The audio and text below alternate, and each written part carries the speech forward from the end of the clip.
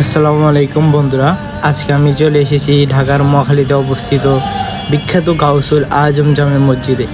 এই মসজিদে রমজান মাসে প্রতিদিন হাজার হাজার মানুষ একসাথে ইফতার করে। আজকে আমরা দেখব এখানের পরিবেশ কেমন, কি খাবার দেওয়া হয় এবং পুরো অভিজ্ঞতাটা কেমন। চলুন শুরু করা যাক। এখন আমরা মসজিদের ভিতরে ঢুকিয়ে দেখলাম সবাই ইফতারি পরিবেশনে ব্যস্ত ছিল। ইফতারিতে ছিল ছোলা, বেগুনি, মুড়ি, জিলাপি, খেজুর এবং তরমুজ। এখানে ধনী গরিব সবাই একসাথে বসে ইফতার করেন। এটাই রমজান মাসের সবচেয়ে সুন্দর দিক। আর কিছুক্ষণ মাগরিবের আজান হবে। সবাই দোয়া পড়ছেন এবং ইফতারির জন্য অপেক্ষা করছেন। এই সময়টা সত্যি অনেক শান্ত ও সুন্দর লাগে।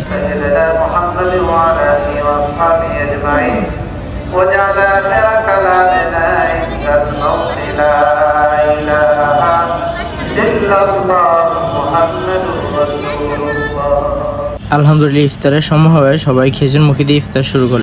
আলহামদুলিল্লাহ, ইফতারি শেষে সবাই মাগরিবের নামাজ পড়ার প্রস্তুতি নিচ্ছি।